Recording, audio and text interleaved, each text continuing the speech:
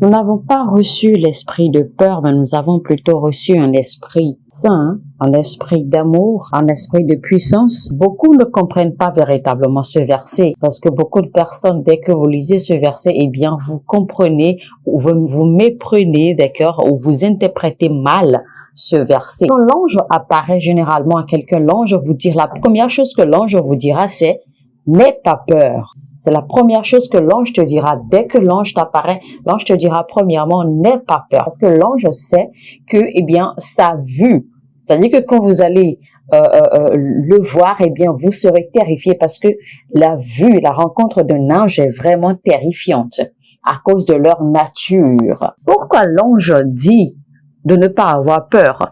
Et voici que dans le verset biblique, il est écrit que nous n'avons pas reçu de Christ l'esprit de peur. Non, on nous a enseigné que quand vous avez peur, en fait que la peur est un instrument du diable. La peur est un esprit qui est contrôlé et manipulé par le diable à l'intérieur de vous. Maintenant, il est clair que c'est parce que vous ne connaissez pas la différence entre la peur en elle-même et l'esprit de la peur. Donc, il y a deux éléments, en fait, qu'il faut considérer. Il y a la peur elle-même et il y a l'esprit de la peur. Donc, c'est deux expressions différentes. Il est vrai que l'esprit de la peur est un instrument utilisé par le diable, d'accord, contre les enfants de Dieu. Mais la réalité est que dès que vous voyez l'apparence de Dieu, c'est-à-dire que quand Dieu vous apparaît, eh bien, la première réaction naturelle de l'être humain, vous aurez peur. Parce que vous n'avez jamais rencontré une personnalité de ce genre. Vous n'avez jamais eu à croiser une personnalité spirituelle. Vous n'avez jamais eu à croiser un être spirituel. Et imaginez maintenant que Dieu vous apparaît ou que l'ange de Dieu vous apparaît dans votre chambre ou dans n'importe quelle position et que vous voyez soudainement l'ange de Dieu vous apparaître. Imaginez un peu la vision pratiquement horrible que cela va présenter.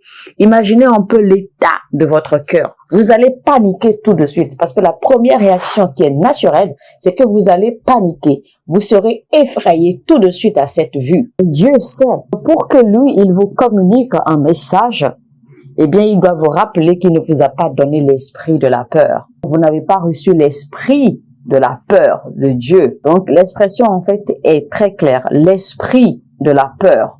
Dieu ne nous a pas donné l'esprit de la peur. Ça veut dire clairement qu'il y a un type de peur ou une sorte de peur que vous allez ressentir et cela dépend des circonstances et cette peur n'aura absolument rien à voir avec l'esprit de la peur démoniaque. De la même façon, il y aura des peurs que vous allez ressentir, des paniques que vous allez avoir et cela dépend également des circonstances, mais cette peur, d'accord, sera en fait guidée par un élément démoniaque. Donc là où ça devient intéressant, c'est que si vous n'êtes pas mature spirituellement, eh bien vous ne pourrez pas faire la différence. Rappelez-vous, quand Daniel a témoigné de sa vision de l'ange, Daniel a dit clairement dans son écrit, il a dit clairement que quand il a eu la vision de l'ange, il n'avait pas seulement peur, mais il était terrifié. Il était vraiment effrayé de cette vision de l'ange qu'il avait. Il faut donc comprendre que quand vous entrez dans cette dimension spirituelle, quand vous atteignez ce niveau de maturité spirituelle, eh bien, cette peur-là que vous allez ressentir, cet effroi ou cette panique que vous allez ressentir à la vision de Dieu, eh bien, c'est simplement un moyen également pour que Dieu vous communique ce qu'il a à vous communiquer. Donc, vous devez premièrement ressentir cette panique, cette frayeur à la vision de Dieu. Mais lui, comme il est Père et qu'il est Dieu, eh bien, il va tout de suite vous communiquer. Il va tout de suite vous passer le message pour vous calmer, pour stimuler la paix, d'accord, dans votre cœur afin de pouvoir communiquer avec vous aisément. Maintenant, il faut également comprendre que, eh bien, vous n'allez pas demeurer dans cette dimension. Vous n'allez pas demeurer éternellement à ce niveau de spiritualité. Parce que si vous demeurez éternellement à ce niveau de spiritualité, eh bien, vous n'allez pas grandir davantage. Parce que ce niveau de spiritualité demeure pour les enfants ou pour les bébés spirituels. Parce que si chaque fois que Dieu se révèle à vous, vous devez avoir peur, ça veut dire que vous ne pourrez pas, d'accord, fonctionner avec Dieu.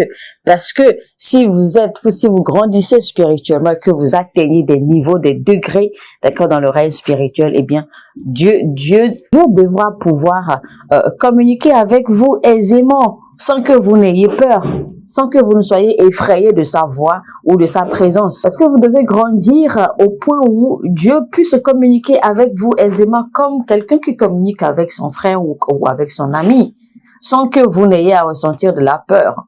Parce que Dieu va vous utiliser. Et donc, pour que Dieu vous utilise, eh bien, il faut que vous soyez au même niveau que lui. Il faut que vous soyez à la même plateforme. Il faut que vous soyez sur la même longueur d'onde que lui pour que lui, il puisse, d'accord, vous communiquer des messages. Parce que imaginez, par exemple, que vous devez rendre un ministère et que Dieu doit vous parler de quelqu'un. Dieu doit vous donner un message. Dieu doit ouvrir votre yeux sur quelque chose et que à l'instant, vous commencez à avoir peur, vous commencez à trembler, vous commencez à paniquer parce que vous avez entendu la voix de Dieu ou que parce que vous avez vu l'ange se tenir à côté de vous pour vous parler. Ça n'aurait pas de sens. Donc, il faudra alors travailler sur vous-même pour dépasser ce niveau où vous avez la vision ou que vous voyez Dieu, que Dieu vous visite et que vous êtes paniqué. Il va falloir alors quitter cette dimension.